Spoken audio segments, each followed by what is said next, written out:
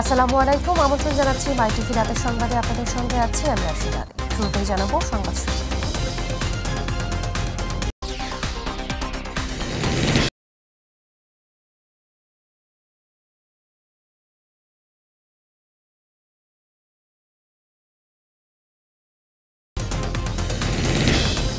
Carbon নিঃসরণের ঝুঁকিপূর্ণ দেশগুলোর মধ্যে বাংলাদেশ অন্যতম, বললেন প্রধানমন্ত্রী। যুদ্ধের টাকা জলবায়ু পরিবর্তনের ঝুঁকি মোকাবেলায় ব্যয় করার আহ্বান।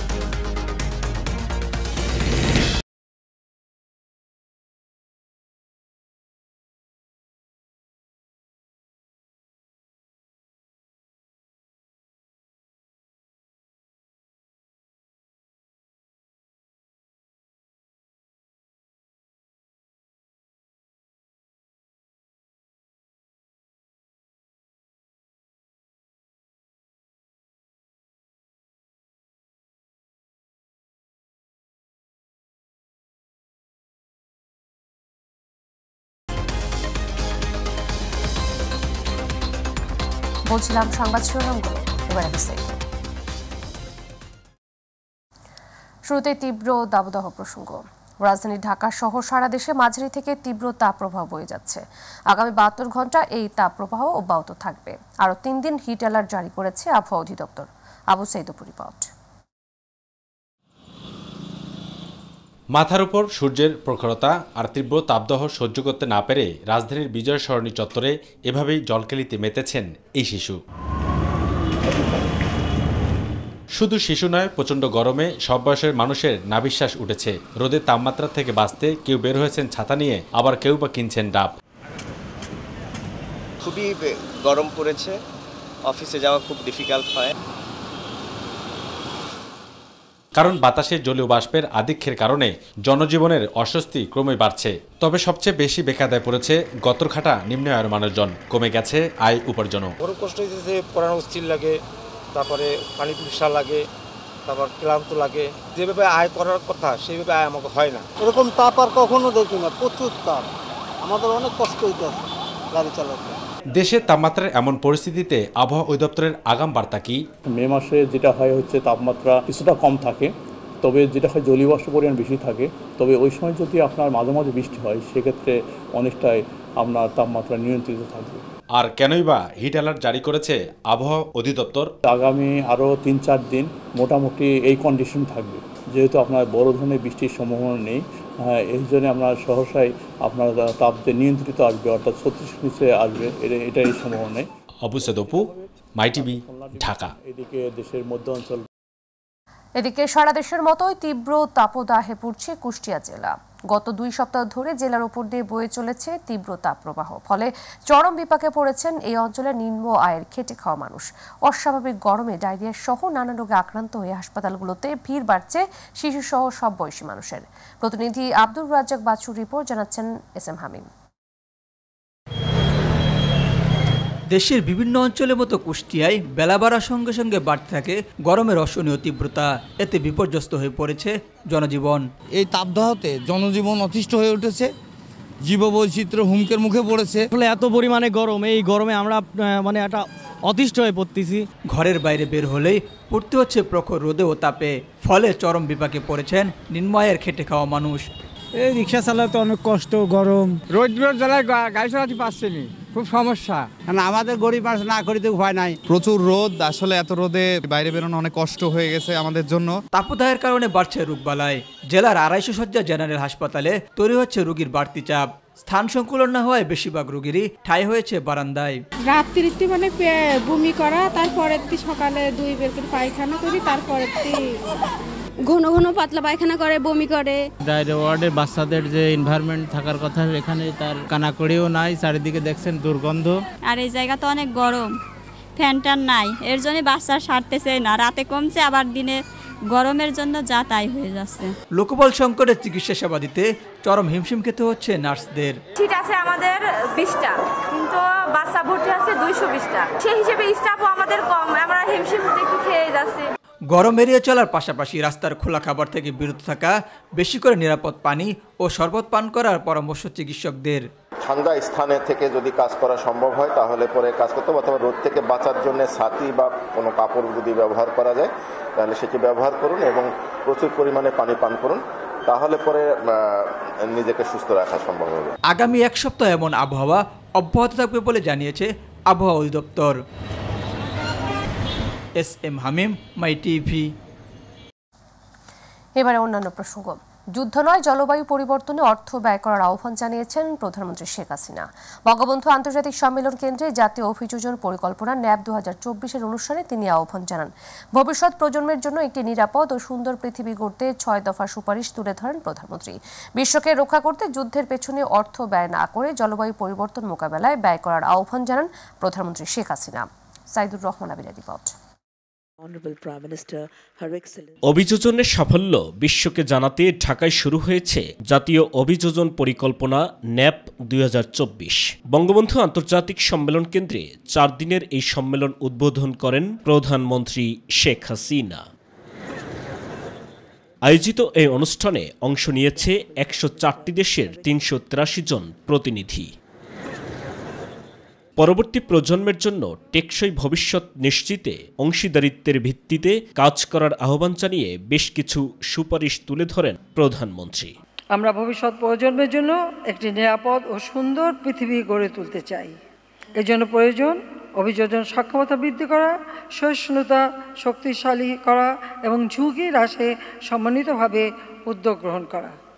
প্রধান কার্বন নির্গমনকারী দেশগুলিকে বিশ্বব্যাপী তাপমাত্রা বৃদ্ধি 1.5 ডিগ্রি সেলসিয়াসের মধ্যে রাখতে তাদের নির্গমন হ্রাস করার জন্য কার্যকর পদক্ষেপ নিতে হবে। সমুদ্রপৃষ্ঠের উচ্চতা বৃদ্ধি, লবণাক্ততা বৃদ্ধি, নদী ভাঙন, বন্যা এবং খরার কারণে বাস্তুচ্যুত মানুষদের পুনর্বাসনের দায়িত্ব সকল দেশকে ভাগ করে নিতে হবে। যুদ্ধের পেছনে অর্থ ব্যয় না করে তা জলবায়ু পরিবর্তন মোকাবেলায় ব্যয় করার আহ্বান জানান শেখ হাসিনা। একটি কথা না বলে পারছি না, এই যুদ্ধে অস্ত্র এবং অর্থ ব্যয় না করে সে টাকাগুলি এই জলবায়ু পরিবর্তনে যদি ব্যয় করা হতো তো বিশ্বটা রক্ষা পেত। ক্ষতিপূরণে উন্নত দেশগুলোর প্রতিশ্রুতি বাস্তবায়নে আবারও তাগিদ দেন সরকার প্রধান। জলবায়ু পরিবর্তনের এ বিরূপ প্রভাব আমাদের সম্ভাব্য উন্নয়ন এবং অর্থনৈতিক সমৃদ্ধির জন্য হুমকি হিসেবে দেখা দিয়েছে। জলবায়ু পরিবর্তনের কারণে ক্ষতিগ্রস্ত জনগণকে রক্ষা করা তাদের এটা নৈতিক দায়িত্ব। অভিযোজন ও প্রশমন কার্যক্রমে উন্নত দেশসমূহের প্রতিশ্রুত প্রতি বছর $100 বিলিয়ন প্রদানের বিষয়টি বাস্তবায়ন করার জন্য বারবার আহ্বান জানাচ্ছি। আমার প্রত্যাশা উন্নত দেশসমূহ তাদের প্রতিশ্রুতি রক্ষা করবে। জলবায়ু পরিবর্তনের কারণে ক্ষতিগ্রস্ত জনগণের সুরক্ষা নৈতিক দায়িত্ব বলে উল্লেখ করেন প্রধানমন্ত্রী শেখ হাসিনা। 24 অর্থ বছরে 25টি সংশ্লিষ্ট মন্ত্রণালয়ের মাধ্যমে প্রায় 37,000 কোটি টাকা আমরা ব্যয় করেছি। Saidur Rahman Abir, my TV, Dhaka. তিনি 2 দিনের সফরে ঢাকা এসেছেন কাতারের আমির Sheikh Tamim bin Hamad Al Thani. সোমবার বিকেলে বিমানবন্দরে কাতারের আমিরকে স্বাগত জানান রাষ্ট্রপতি মোহাম্মদ শাহাবুদ্দিন। সফরে 2 দেশের মধ্যে 6টি চুক্তি এবং 5টি সমঝোতা স্মারক সই হওয়ার কথা রয়েছে। এছাড়া কাতারের আমিরের নামে ঢাকায় একটি সড়ক এবং পার্কের নামকরণ করা হবে। আতিকুর রহমান তিতাসের রিপোর্ট। 2 দিনের রাষ্ট্রীয় সফরে ঢাকা এসেছেন কাতারের বর্তমান আমির Sheikh Tamim bin Hamad Al Thani. এর মাধ্যমে প্রায় 2 দশক পর দেশটির কোনো আমির বাংলাদেশের মাটিতে পা রাখলেন। বিকেলে হজরত শাহজালাল আন্তর্জাতিক বিমানবন্দরে কাতারের আমিরকে স্বাগত জানান রাষ্ট্রপতি মোহাম্মদ শাহাবুদ্দিন। এ সময় তাকে লাল গালিচা সংবর্ধনা দেয়া হয়, প্রদান করা হয় গার্ড অফ অনার। গার্ড পরিদর্শন শেষে কাতারের আমিরকে লাইন অফ প্রেজেন্টেশনের সঙ্গে পরিচয় করিয়ে দেন রাষ্ট্রপতি মোহাম্মদ শাহাবুদ্দিন।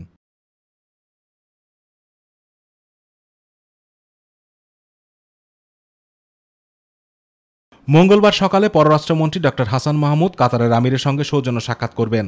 এরপর গণভবনে প্রধানমন্ত্রী শেখ হাসিনা কাতারের আমিরের সঙ্গে প্রথম একান্ত বৈঠক এবং পরে আনুষ্ঠানিক দ্বিপক্ষীয় বৈঠক করবেন। বৈঠক শেষে 2 দেশের মধ্যে 6টি চুক্তি ও 5টি সমঝোতা স্মারক সই হবে। সার্বভৌম তহবিলের অধিকারী কাতার বাংলাদেশের জন্য একটি সম্ভাবনাময় বিনিয়োগের উৎস হিসেবে বিবেচিত।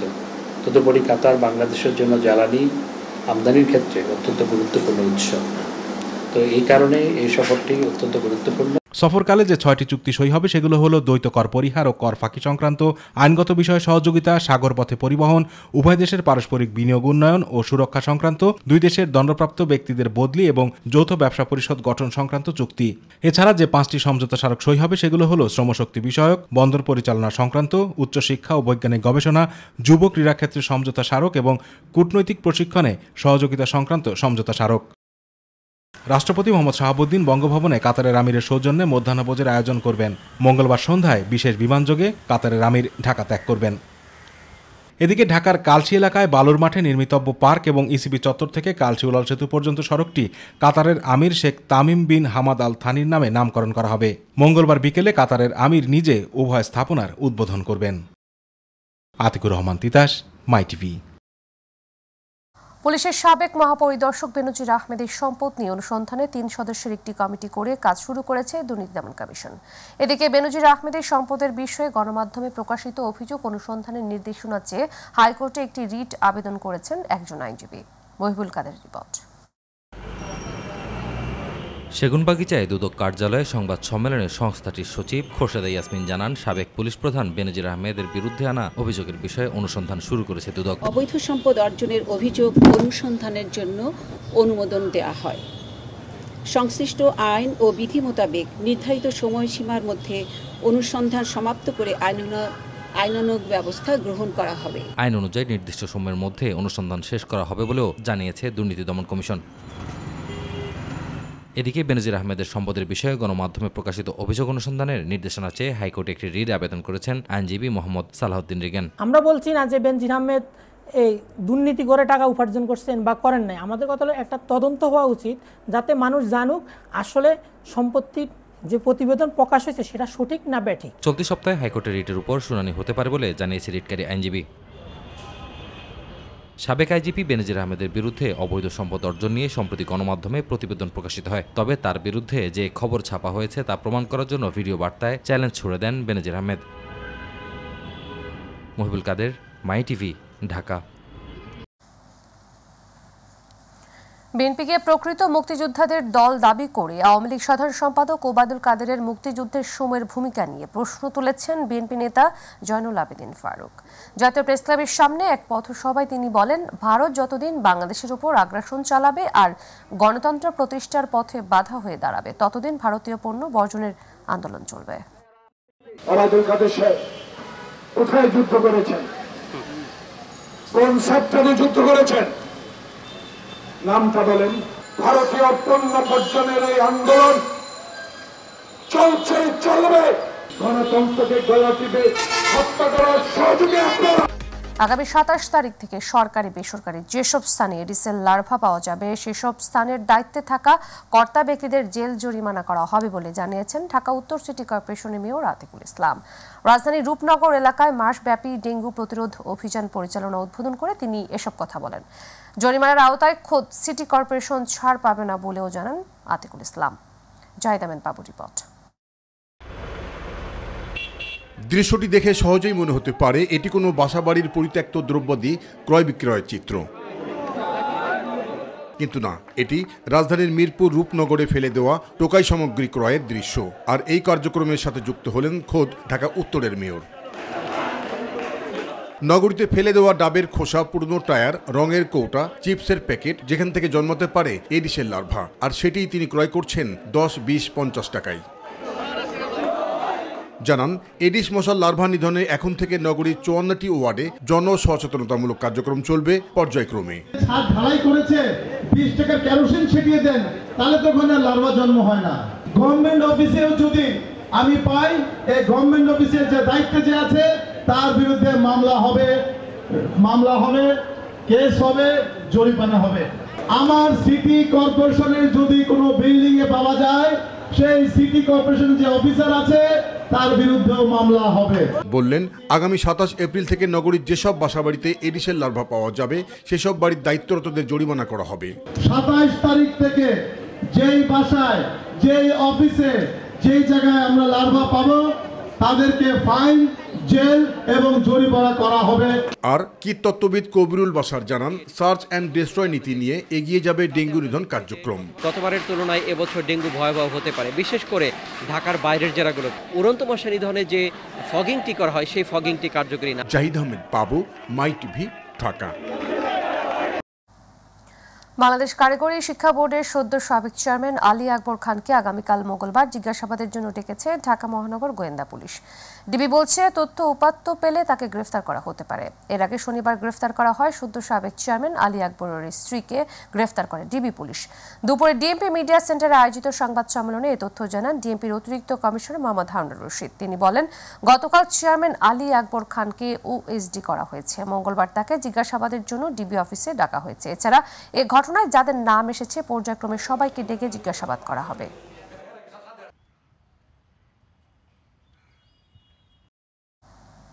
শিক্ষা উপবৃত্তি টাকা দেওয়ার নাম করে ক্রেডিট কার্ড, ডেবিট কার্ড ও মোবাইল ব্যাংকিং এর মাধ্যমে প্রতারণার কাজে জড়িত মূল হোতা সহ 8 জন প্রতারককে গ্রেফতার করেছে র্যাব।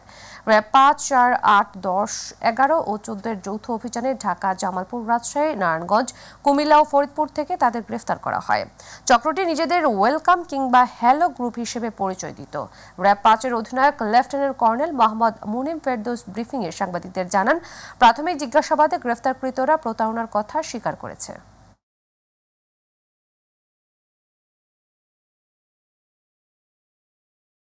আমরা আশা করি অচিরে আমাদের যে মামলা আছে আমরা সবাইকে গ্রেফতার করি। ঋণ শোধ করতে ব্যর্থ হয়ে ঈদের আগের দিন মধুমতি ব্যাংকের এটিএম বুথের সিকিউরিটি গার্ডকে হত্যা করে দুর্বৃত্তরা। আসামি গ্রেফতারের পর ডিএমপি মিডিয়া সেন্টারে এসব কথা জানান গোয়েন্দা পুলিশ। মূলত বুথের টাকা লুট করতে এই হত্যাকাণ্ড বলে জানান ডিবির অতিরিক্ত কমিশনার হারুনুর রশিদ। তখন মোহাম্মদ জাকির হোসেন এবং খোকন মোল্লা তারা মূলত এই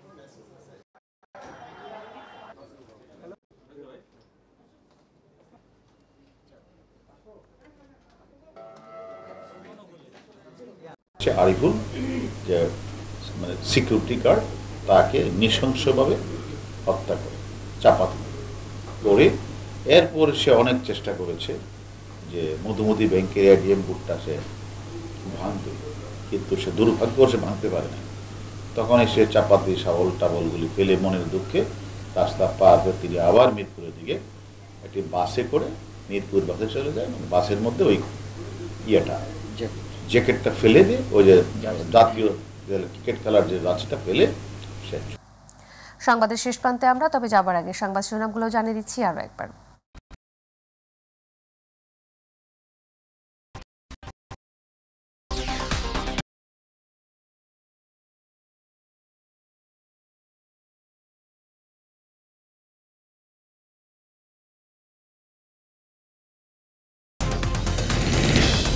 কার্বন নিঃসরণের ঝুঁকিপূর্ণ দেশগুলোর মধ্যে বাংলাদেশ অন্যতম, বললেন প্রধানমন্ত্রী। যুদ্ধের টাকা জলবায়ু পরিবর্তনের ঝুঁকি মোকাবেলায় ব্যয় করার আহ্বান।